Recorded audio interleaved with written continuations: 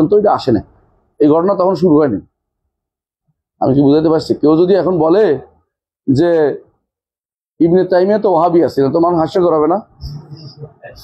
বুঝেন না কথাটা? ইবনে তাইমিয়া সপ্তম শতাব্দী, অষ্টম শতাব্দী চলে গেছে, আর শাইখুল ইসলাম মোহাম্মদ আব্দুল ওয়াহাব গেছে 12 শতাব্দী, তাই না? তো আপনি উল্টা পাল্টা করলে তো হইব না। অনেক ঘটনা এরকম আছে যেগুলো দোষ দেওয়া হয় যে আবু হানিফা এটা ছিলেন, আবু হানিফা রহমতুল্লাহ আলাইহির সময় ঘটনা ঘটেনি, এটা আরো পরে ঘটছে ঘটনাগুলো।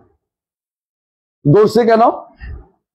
তার ছাত্ররা এগুলি করেছে, ধরে নিয়েছে, এটা ছাত্র উস্তাদের কাছ থেকে শুনছে, ছাত্রগুলি, বুঝছেন কথাটা? তো এই জন্য কারকি যেমন, ঠিক আরেকজন আছে ঈসা ইবনে আবান, তিনিও মুতাজিলা ফেরকার লোক ছিলেন, ইনিও ওনার ঈসা ইবনে আবান থেকে দুনিয়া বর্ণিত হয়েছে, কারকি থেকে বর্ণিত হয়েছে। জাসসাস তিনিও মুতাজিলাদের প্রভাবিত ছিলেন, অনেক মাসলা অস্বীকার করেছেন জাসসাসে। তো এখন যেহেতু হানাফি মাযহাবের ইমামদের বক্তব্যের মধ্যে এই যে চলে গেছে, ইমাম পর্যন্ত চলে গেছে, এটা একটা দোষ দেওয়া যাবে না। ওজোর হলো যে লাম ইয়াবলুগহু, তার কাছে হাদিসটা পৌঁছেনি, এই জন্য তিনটা বলেছেন। 2 নম্বর হইল হবে দুর্বল সনদে পৌঁছে, তিনটা নেয় নেই। 3 নম্বর, তার কাছে পৌঁছছে, তিনি মনে করেছেন এটার অর্থ এটা নয়, এটার অর্থ এটা নয়, আপনি যেটা বলছেন এই উদ্দেশ্য না, এটা তিনি মনে করে বসছে। 4 নম্বর, তার কাছে পৌঁছছে, তিনি মনে করেছেন এর চেয়ে শক্তিশালী হাদিস আমার কাছে আছে। 4 নম্বর, ইবনে তাইমিয়া রাহমাতুল্লাহ এর জন্য কেন এই সাহা হওয়ার পরেও নেন নাই, এরকম একটা বই লিখছে, নামটা কি? রাফউল মালাম আনিল আইম্মাতিল আ'লাম, রাফউল মালাম আনিল আইম্মাতিল আ'লাম, বইয়ের নাম হচ্ছে এটা।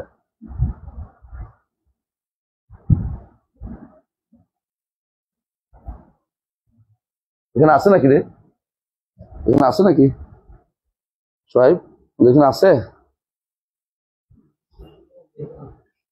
রাফউল মালাম আনিল আইম্মাতিল আ'লাম, বইটা অনুবাদ করে এবং এটা সম্পাদনা করে islamhouse.com এ দিয়েছি, ফ্রি পাবেন ইন্টারনেটে, নামাই নেবেন, লিখে এই নামে খুঁজবেন, islamhouse.com এ খুঁজবেন রাফউল মালাম আনিল আইম্মাতিল আ'লাম, বইটা পড়বেন সবাই আগে, প্রত্যেকেই, সালাফিরাও পড়বেন, হানাফিরাও পড়বেন। সালাফি হয়ে মনে করেন না আমি সব কিছু পারি, আমার সব ঠিক, এটা না, আপনাদের সমস্যা আরো বড় মারাত্মক সমস্যা, এটা বলবো না। হানাফিদের সমস্যা হচ্ছে সহিহ আকীদার কোনো কিছু পায় নাই, আর আপনাদের সমস্যা হচ্ছে আপনারা শিখতে চান না, মনে করেন আমি যেটা শিখছি এটাই শুদ্ধ, আর পৃথিবীতে আর শুদ্ধ কিছু নেই, আপনারা সব ভুল, আমরা ভুল করলে মানলে আপনারা রেগে যান, ঠিক না? রাগ করেন না, হ্যাঁ? সালাফিরা হানাফিরা পায় নাই বলে বলে না, শুদ্ধ পাইলে আলহামদুলিল্লাহ ওরা অনেক ভালো কাজ করতো। আপনাদের ভালো দিকেও আছে, আপনারা শিরিক করেন না, এটা বুঝতাম, ভালো জিনিস, কিন্তু ভুল করেন যে এটা শুদ্ধ করতে চান না জীবনে। আপনাদের হাতের যে গাছ হয়ে যাবে, পৃথিবীতে সূর্য হয়ে যাবে, আপনাদের কিছু হয় না, এটা মিথ্যা কথা হতে পারে, বলতে পারে কেউ? হাতের মধ্যে গাছ উঠবে, তো আমি কথা, আমার কথা ভুল হয়ে গেল, এটা হয়তো বলতে পারে কেউ? এত বাড়াবাড়ি করা ঠিক না। যেখানে ইমামরাই বলতেন, এটা আমি বলেছি ভুল হইলে, হ্যাঁ ভুল হইলে দেয়ালে চুলি মারো, সেখানে আপনি বলছেন আপনার ভুল হয় না, এটা এত বড় দাবি করা ভালো না, বাগাড়ম্বর করা ভালো না। আপনার ভুল হয় প্রমাণিত সত্য, আপনার বইয়ের মধ্যে এমন এমন শব্দ আছে যেগুলো আকীদাগতভাবে সমস্যা আছে, আপনি এমন এমন ব্যাখ্যা করছেন যেগুলো কুফরি আকীদার চলে আসে এগুলোর ভিতরে। হ্যাঁ, আপনি কবর পূজা শিরিক করেন না, পীর গুরিতে শিরিক করেন না, এটা আমি বিশ্বাস করি, ভালো কথা, এটা আলহামদুলিল্লাহ আপনাদের প্রাপ্য জিনিস, কিন্তু আপনাকে শিখতে হবে যে শুদ্ধ কোনটা। শিখতে পারলে আপনি বুঝতে পারবেন যে ভুল আসলে আছে, একটা দুইটা না, অনেক মাসালা। এই বইটা সবাই আগে পড়বেন, আমি শুনবো, এই বইটা সবাই পড়বেন। তোমরা নেট থেকে বের করে দিতে পারবে না? বের করে দিবে, তাই না? বের করে দাও, অথবা তাদেরকে পিডিএফ দিয়ে দাও, রাফউল মালাম আনিল আইম্মাতিল আ'লাম, এটা টিকাগুলি আমার সবগুলি, টিকাগুলি বোঝার জন্য লাগাইছি, টিকাটা বোঝার জন্য লাগাইছি, উদাহরণ দিয়ে টিকা দিছি। এই বইটা পড়বে তো বুঝতে পারবেন কি জন্য উনি বিরোধিতা করেছেন। এত বেশি আক্রমণের শিকার হওয়া জরুরি না। আপনার বিপক্ষ মতকে আক্রমণ করবেন, এটা হয় না কেন? আপনার বিপক্ষ মতে আক্রমণ করা জিনিস না, এটা শিখায় নেই আমাদের ইসলাম। কখন? যখন মতভেদের সুযোগ থাকে সেখানে আক্রমণ করতে হয় না। মতভেদের সুযোগ থাকে যেখানে বিপক্ষ মতকে আক্রমণ করতে হয় না। ইসলাম মাসাইলের মধ্যে কয়েকটা মতকে অনুমোদন করে। মাসাইল বুঝেন? একামত কয়বার করে দেয়া যায়? একবার, দুইবার দেয়া যায় না? যে যারা একবার দেয় তাদের দুইবার, যারা বিদ্রোহী দেওয়া শুদ্ধ না বলবেন, এটা হচ্ছে ভুল। আমি একবার গেছি কুমিল্লা কোরফাইতে, আহলে হাদিসে দাওয়াত দিতে গেছে। ওখানে প্রশ্ন করছে আমাকে যে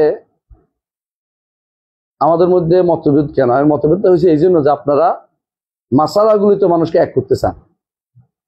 মাসাল তো মানুষ এক ছিল না কোনোদিনই। সাহাবায়ে কেরামের মধ্যে একজনে বলতো ঘুমাইলে অজু যায়, আর একজন সাহাবীরাই বলতো ঘুমাইলে অজু যায় না। একজনে হাঁটুর ভিতরে হাত দিয়া রুকু করতেন, আরেকজন হাঁটুর উপরে হাত দিয়ে রুকু করতেন। হ্যাঁ, একটা দুটো উদাহরণ দিচ্ছি না, শত শত মাসালা, একটা দুটো না। একটা বই আছে মুজামু ফিকিস সালাফ, বইটা পড়বেন, মোহাম্মদ মুনতাসির কিত্তানির বই, মোহাম্মদ মুনতাসির মুজামু ফিকিস সালাফ।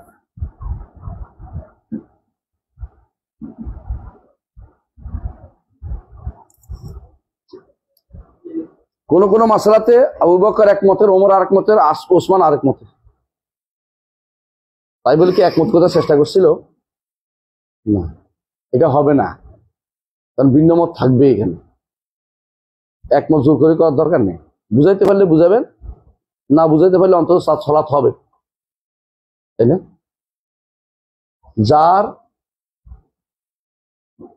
যাদের নিকট অজুর ফরজ 4টা, যাদের নিকট অজুর ফরজ 7টা, আর যাদের নিকট অজুর ফরজ 9টা, যাদের নিকট 11টা। আপনি কি মনে করেন না এগুলি সবগুলি মত? তাহলে এখন যে ব্যক্তি বলে যে যেহেতু তার কাছে অজুর ফরজ 4টা, তার পিছনে নামাজ হবে না, সে তো ফরজ ত্যাগ করছে। আমার কাছে 2টা ফরজ, কি বলেন আপনার কাছে? এটা কি ঠিক আছে কথাটা? ঠিক আছে? ঠিক আছে কথাটা? ঠিক নাই? আসলে ঠিক নেই এটা কথাটা, মানে এটা হইতে পারে না। তার কাছে 4টা, এটারও কারণ আছে। আপনার কাছে 6টা, এটারও কারণ আছে। আমার কাছে 7টা, এটারও কারণ আছে। আরেকজনের কাছে 8টা 9টা, এটারও কারণ আছে। আরেকজনের কাছে 11টা, এটারও কারণ আছে। আপনি তাহলে বুঝাবেন এই জায়গাতে তার ইজতিহাদের সুযোগ আছে। এই জায়গাতে ইজতিহাদের কারণে আল ইজতিহাদু লা ইয়ানকুদু বিইজতিহাদি মিসলি, একজনের ইজতিহাদ দিয়ে আরেকজনের ইজতিহাদ নষ্ট হয়ে যায় না। আপনারটা নিতে আমি বাধ্য নই, অমুক আলেমেরটা নিতে আমি বাধ্য নই, আমিও ইজতিহাদ করতে পারি। আপনি তো এটাই বলেন, এক আলেমেরটা নেওয়া যাবে না বলেন না আপনারা, তাকলিদ করা যাবে না, তো আমি ইজতিহাদ করছি, আপনি আমার বিরুদ্ধে লাগেন কেন? মাসালা বুঝেন তো? মাসাইলের ক্ষেত্রে কখনো কঠোর হওয়া যায় না। আপনাকে আকায়েদের মধ্যে কঠোর হতে হবে। আপনি আকায়েদের মধ্যে ছাড় দিয়ে বসে আছেন। আপনার বন্ধু বান্ধব যদি কোনো আপনি আবু তো আদনান আর আবরারে বানান, এরপর আপনি কথা বলার অধিকার রাখেন না। বুঝেন না কথাটা? আকীদা বিভ্রান্তি নিয়ে এসে আপনি যদি কোনো এরপরে মাসাইলের মধ্যে ঝগড়া করতে যান, তো আপনার মতো বেকুব আর দুনিয়া তার কেউ নেই। বেকুব, আপনি কিছু জানেন না ইসলাম সম্পর্কে। আকীদা তো 3টা হইতে পারে না, আগে শুদ্ধ একটাই হবে। আবু হানিফা রাহমাতুল্লাহ আলাইহি এই মাসাইল গুলোতে আমি তো বলছিলাম যেগুলি সাহাহ, তার অধিকাংশ হচ্ছে মাসাইল। শুধুমাত্র হাতে গোনা কয়েকটা মাসালাতে, আকীদার কয়েকটা মাসালা তার সমস্যা আছে। এই সমস্যাগুলি তার থেকে শুদ্ধ কিনা এটাও মাসাইল বিষয়, কারণ তিনি কোনো বই লেখেন নাই। এই বইটা হলো মনসুব, তার দিকে সম্পৃক্ত। যদি লেখিয়ে থাকেন আলহামদুলিল্লাহ, কিন্তু এটার ভিতরে যা লিখছে সব যে আবু হানিফা রাহমাতুল্লাহর বক্তব্য, আমরা যখন পড়বো দেখাবো যে এটার সাথে আগের কথার সাথে পরের কথা কি আছে, কন্ট্রাডিক্টেড আছে। যারা কি করছে পড়ছে, তারা যখন দেখছে যে এই কথা তো তার আকীদার বিরুদ্ধে চলে যায়, মুতাজিলা আকীদা অথবা মুরজিয়া আকীদা, তখন সে তাড়াতাড়ি করে ইল্লা দিয়া ঘুরে ফেলছে এটারে। এই জন্য দেখবেন অনেক মাসাইলের মধ্যে দেখবেন যে আগের কথা পরের কথার সাথে কন্ট্রাডিক্টরি আছে। আগের কথাটাই শুদ্ধ, পরেরটা দেখবেন সে উল্টা পাল্টা করছে। কিন্তু দেখবেন অধিকাংশ আগের কথাটা শুদ্ধ, কেন? আগেটা তো ছিল, পরটা তো বাড়াইছে, পরে লিখছে, আগে ওটা হইতে পারে না, এই জন্য দেখবেন পরেরটাই নষ্ট হয়েছে বেশি। আগেটা ঠিক আছে, পরেরটা নষ্ট করছে।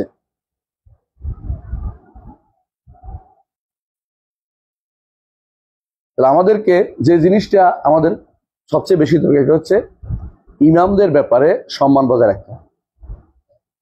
আবু হানিফা হোক, মালিক হোক, শাফিঈ হোক, আহমদ হোক, মুহাদ্দিসিনদের ব্যাপারে সম্মান বজায় রাখতে হবে। ভুল করলে ভুলের জায়গাটা দেখতে হবে, কতটুকু ভুল, কোন জায়গায় ভুল। আবু হানিফা রহমতুল্লাহ আলাইহ যে জায়গায় ভুলের কথা বলা হয় একটা জায়গায়, সেটা হচ্ছে তিনি আমলকে ইমানের অন্তর্ভুক্ত বলেন নাই। কথা বুঝতে পারছেন? এটা মারাত্মক ভুল। এই একটা ভুলের কারণে আরো 10টা ভুল তৈরি হয়েছে এখানে। কিরকম?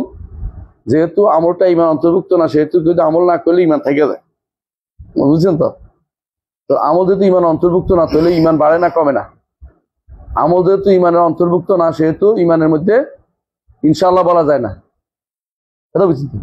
ভুলগুলি সব একটা জায়গা থেকে হয়েছে। কোনটা? এটা আমল কি ইমানের অন্তর্ভুক্ত কিনা, একটা থেকে তৈরি হয়েছে। কিন্তু তাই বলে তাকে পরবর্তী আশারি মাতুরিদি দলে ঢুকাবেন, এটা কিন্তু ঠিক না। কারণ আশারি মাতুরিদির নিকট আমল নয়, শুধু মুখের কথাটাও ইমান অন্তর্ভুক্ত না। তাদের নিকট ইমান হচ্ছে শুধু বিশ্বাসের না।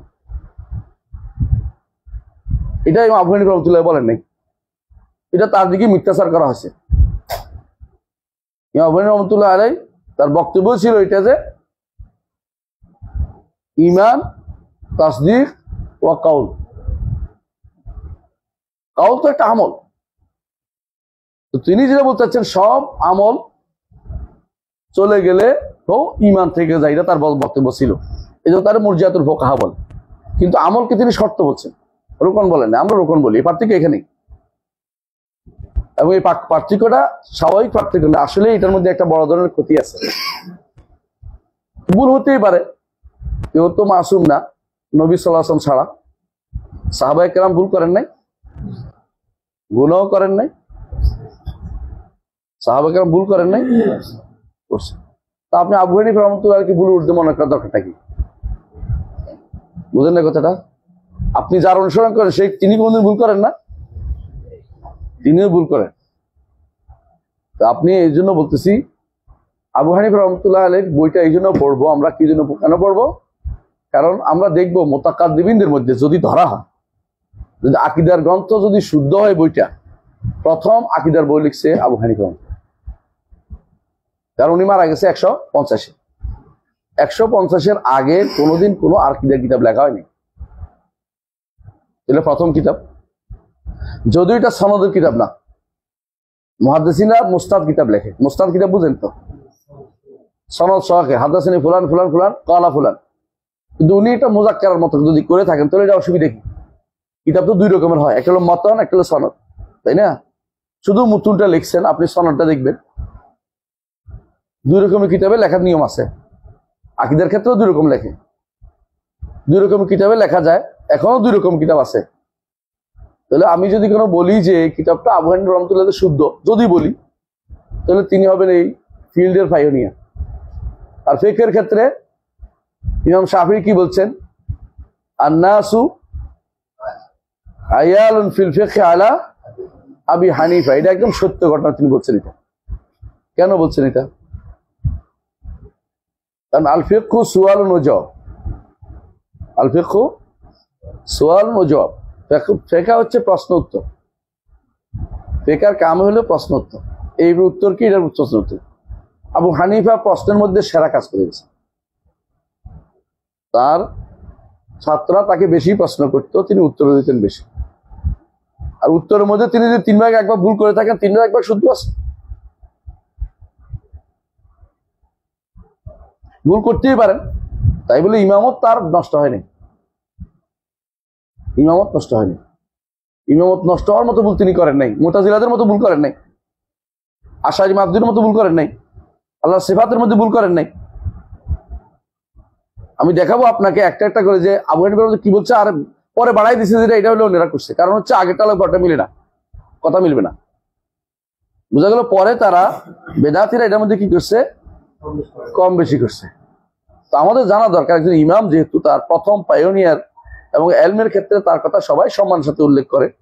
হ্যাঁ, তিনি হাদিসের ক্ষেত্রে তাকে কেউ মুহাদ্দিস হিসেবে উল্লেখ করে না, এটাও নাই করতে পারে। মুহাদ্দিস হিসেবে তার পরিচিতি ছিল না, ফকিহ হিসেবে পরিচিতি ছিল তিনি। অনেক আছে যাদেরকে আপনারা ইমাম বলেন, বড় বড়, তারাও আমিরুল মুমিনিন ফিল বলেন ফিল হাদিস, তিনি তো আমিরুল মুমিনিন ফিল ফিকহ হয়নি। তো এটা যে ফিল্ডে আল্লাহ তাকে যোগ্যতা দিয়েছে সেটা বলতে হবে। হানাফিদের মতো বাড়াবাড়ি করে একেবারে উনি সব ফিল্ডে সেরা, এটাও না বলেন। আর সালাফিদের মধ্যে তাকে একেবারে কোনো ফিল্ডে তিনি নেই। সবসময় তিনি কি ছিলেন, তিনি এক মহিলার থেকে মাসলা শিখতেন, 17টা হাদিস জানতেন, এই জাতীয় আক্রমণাত্মক কথায় না যায়। আমি কি বুঝাতে পারছি? আল্লাহ ইনসাফ পছন্দ করেন, এই জন্য আগে বইটা পড়বো, তিনি কি বলছেন শুনি। আমি কারো পক্ষে আমরা কি করবো না, তা সুপ করবো না, ভুল ভুল বলবো, চিনি করেন। ইমাম আবু হানিফা রহমতুল্লাহ বললেও ভুল, কেমন? তার ওস্তাদে বললে হাম্মাদ ইবনে আবি সুলাইমান বললেও ভুল, তার দাদা ওস্তাদ ইব্রাহিম আন-নাখাই বললেও ভুল, তাদের ওস্তাদ তার ওস্তাদ দুইজনকে আসওয়াদ ও আলকামা দুইজন বললেও ভুল, ঠিক না? এমন কি ইবনে মাসউদ রাদিয়াল্লাহু আনহু বললেও ভুল হইতে পারে, ভুল বললে ভুল। কিন্তু আলহামদুলিল্লাহ একটা গুরুত্বপূর্ণ জিনিস আপনারা জেনে রাখবেন, সাহাবায়ে কেরাম মাসাইলের মধ্যে ভুল করলো, আকীদার মধ্যে তাদের কোনো ভুল ধরা পড়েনি। সাহাবায়ে কেরাম মাসাইলের মধ্যে ভুল না মানে মতভেদ করেছেন, কিন্তু এটাও ভুল হইতে পারে, আকীদার মাসলাকে তাদের কোনো মতভেদ ছিল না। এটা আপনি পড়বেন এই বইতে, ফাতাওয়াল হামাবিয়াল কুবরার মধ্যে ইবনে তাইমিয়া রাহমাতুল্লাহ আলাইহি বলেছেন সাহাবায়ে কেরাম বহু মাসাইলে ইখতিলাফ করেছে। একই কথা উনি বলছেন, আমি যেটা বলছি আজকে সারাদিন, তারা কিন্তু আকীদার মাসলার মধ্যে মতভেদ করে না। কোনো মাসালা আমাদের কাছে বুঝে আসে না বলেই আমরা মনে করি তারা মতভেদ করেছে, আর আকীদার মধ্যে তারা মতভেদ করে না। কোনটা তারা ব্যাপকতা নিয়ে করেছে, যে এটা ব্যাপক কিনা, কেউ বলছে এটা ব্যাপক না, এটা আম, এটা খাস, এটা হলো মাসাইলের মধ্যে চলে গেছে আবার। কিন্তু মৌলিক আকীদার মধ্যে তাদের কোনো মতভেদ কোথাও ছিল না, কোনো মতভেদ খুঁজে পাবেন না। মৌলিক আকীদার মধ্যে তাদের কোনো মতভেদ ছিল না। আকীদার মতভেদ হলো মাসালা নাই, এটা আমি বলছি, মানে সাহাবায়ে কেরাম এটার মধ্যে মতভেদ করেন না। যেমন একটা মতভেদের কথা বলা হয়, সেটা কি, রাসূলুল্লাহ সাল্লাল্লাহু আলাইহি ওয়াসাল্লাম তিনি সশরীরে মেরাজ করেছেন না রূহের মাধ্যমে মেরাজ করেছেন, তাই না? এই মতভেদ আমরা বানাইছি, এই মতভেদ সাহাবায়ে কেরাম ছিল না। কারণ হচ্ছে রাসূলের মেরাজ সশরীরে হয়েছে, স্বপ্নিক মেরাজও হয়েছে। তো যেই সাহাবী উল্লেখ করেছেন যে রাসূল স্বপ্নে দেখছেন, এটা অর্থ এই নয় যে জাসাদি মেরাজকে অস্বীকার করেছেন। আর যেই সাহাবী বলছেন যে তিনি শরীর নিয়ে মেরাজে গেছেন, এছাড়া উদ্দেশ্য এটা নয় যে তিনি স্বপ্নিক মেরাজকে অস্বীকার করেছেন। আমি দুইটাকে ইখতিলাফ জানতে আমার কাছে সব ইখতিলাফ মনে হয়। সমস্যাটা এখান তৈরি হয়েছে, বুঝছেন তো? সাহাবায়ে কেরাম এই জাতীয় কোনো মতভেদে ছিলেন না। কোনো আয়াতের অর্থ দুইটা দুই রকম বুঝছেন, এটা হতে পারে। ফারতাকিব ইয়াওমা তা'তিস সামাউ বিদুখানিম মুবিন, সূরা দুখানের আয়াত। ফারতাকিব, অপেক্ষা করুন যেদিন আসমান ধোঁয়া নিয়ে আসবে। এক অর্থ হচ্ছে কিয়ামতের আগে ধোঁয়া আসবে, একটা ধোঁয়া, যে ধোঁয়া কি করবে, কাফেরকে ভালোভাবে আচ্ছন্ন করবে, আর ঈমানদারকে শুধুমাত্র সর্দির মতো তাকে পেয়ে বসবে। এটা হচ্ছে ইবনে আব্বাসের তাফসীর। আব্দুল্লাহ ইবনে মাসউদ বলে যে না, যে জানে এটা বলতে হবে, এটা ঘটনা, এটা একটা ঘটনার সম্পর্কে বলা হয়েছে। ঘটনাটা কি? ঘটনাটা হচ্ছে এটা যে রাসূলুল্লাহ সাল্লাল্লাহু আলাইহি ওয়াসাল্লাম বদদোয়া করেছেন কুরাইশদেরকে। কুরাইশরা যে অভাবে তাড়না, যেদিকে তাকায় এদিকে শুধু ধোঁয়া দেখে। এটা কি একটা বিরোধী? না, দুটোই হতে পারে। হ্যাঁ, তিনি একটা তাফসীর বলছেন, তিনি আরেকটা তাফসীর বলছেন, এটা একটা বিরোধী না। বিরোধ কারা দেখে জানেন? বিরোধ দেখে যাদের অন্তরে বক্রতা আছে, তারা শুধু বিরোধ দেখে। সুতরাং আমি যেটা বলতে চাচ্ছি, আমরা এই কিতাবটা ইনশাআল্লাহ পড়বো, আগেও পড়েছি, ওরাও পড়েছে কয়েকবার, আলহামদুলিল্লাহ। কিন্তু আমরা আবার পড়বো, কিন্তু অল্প সময় নিয়ে, ইনশাআল্লাহ বেশি ব্যাখ্যা করবো না, শুধু তার বক্তব্যগুলি শোনার চেষ্টা করবো তিনি বুঝাতে চেয়েছেন কি, এবং কোথাও যদি কোনো আমরা দেখি যে এটা তার বক্তব্য হওয়ার মতো না, সেটাও আমরা ইনশাল্লাহ আপনাদেরকে বলে দেবো ইনশাল্লাহ। যেমন ধর আর জওহার নিয়ে আলোচনাটা এখানে পাবেন, আপনি শিওর থাকেন যে এটা আবু হানিফা রহমতুল্লাহর সময় আসেনি, বুঝছেন তো?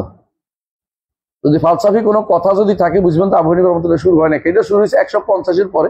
মামুন যখন আসছে, খলিফা মামুন যখন ক্ষমতায় আসছে, তখন এই ফিতনাটা শুরু হয়েছে। কারণ তিনি এগুলো অনুবাদ করছেন, বিভিন্ন দর্শন ডেকে আনছেন, বিভিন্ন কালাম শাসক মান্তিক ডেকে আনছেন, নিয়ে আনছে, অনুবাদ করাইছেন, তখন এগুলি যাত্রা শুরু হয়েছে, বুঝে আসছে। এর আগ পর্যন্ত এত বাড়াবাড়ি ছিল না, হয়তো কেউ জানতো, কেউ বলতো এটা শিখিও না, সাবধান, এটা শিখলে বিপদে পড়বা। আলেমরা সবসময় তাদেরকে ঘৃণা করে গেছে। এরকম অনেক শব্দ আছে যেগুলো পরবর্তীতে এখানে অনেক সময় ঠিক মতো এখানে আসছে, এগুলো আসলে হতে পারে না। তারপরেও আমরা এটা পড়বো কেন, আমরা বুঝবো যে ইমাম আবু হানিফার কি আকীদা আছে এবং বর্তমান হানাফিরা কি আকীদা আছে, এটা আমাদের জানা দরকার।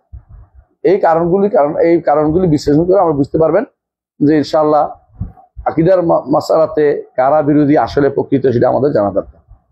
4 ইমাম আকীদার মধ্যে মৌলিকভাবে কোনো বিরোধ ছিল না, আকীদার মধ্যে ইমামদের মত একটাই ছিল। কোনো মাসালাতে নির্ধারিত কয়েকটা মাসালা শুধুমাত্র আবু হানিফা রহমতুল্লাহ আলাইহি এটা বলা, এমন কৌল কোথাও কেউ কেউ ইমাম আহমদ থেকেও বর্ণনা করে, কিন্তু এগুলো শুদ্ধ না। আবু হানিফা রহমতুল্লাহ আলাইহি বর্ণনা করলে শুদ্ধ না, এটাও আমরা বলতে পারি, যেগুলো তাহলে শুদ্ধ নাও হইতে পারে। আর যদি শুদ্ধ হয় তাহলে এটা তিনি ভুল করছেন, ভুল তিনি করতেও পারেন, সমস্যা নেই। কিছু মাসালায় ভুল হলে হয়তো তার ইমামত সাক্ষাৎ হয়ে গেছে, এটা নয়। এরকম যদি হয় তাহলে পৃথিবীতে কোনো আলেম থাকবে না। ইমাম যাহাবী এই জন্য লিখছেন, ওয়ালাউ আন্না কুল্লা মান আখতা খাতান আও যাল্লা যাল্লাতান তারাকনাহুমা বাকিয়া লানা মিন উলামাল ইসলাম আহাদ। যদি প্রত্যেক পদস্খলনকে আমরা পদস্খলিত আলেমকে ছেড়ে দেই, যদি ভুলকারীকে আমরা ছেড়ে দেই, মুসলিম আলেমদের মধ্যে একজনও অবশিষ্ট থাকবে না। সবাইকে কোনো না কোনোভাবে আক্রমণ করা যাবে, কথা বুঝছেন?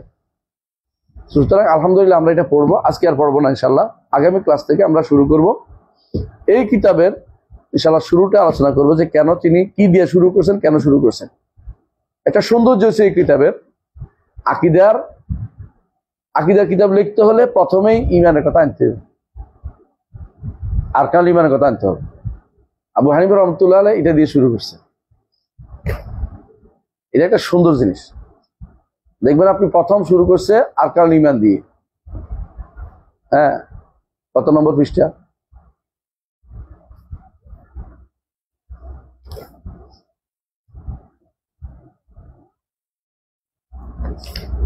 দেখুন, ধরেন 93 পৃষ্ঠা থেকে শুরু হয়েছে, 93 পৃষ্ঠা থেকে শুরু হয়েছে। দেখবেন প্রথম শুরু করছে আমানতু বিল্লাহি ওয়া মালাইকাতিহি ওয়া কুতুবিহি ওয়া রুসুলিহি ওয়াল ইয়াউমিল আখির ওয়াল বা'স বা'দাল মাউত ওয়াল ইয়াউমিল আখির না ওয়াল বা'স বা'দাল মাউত ওয়াল কদরি খাইরি ওয়া শাররি।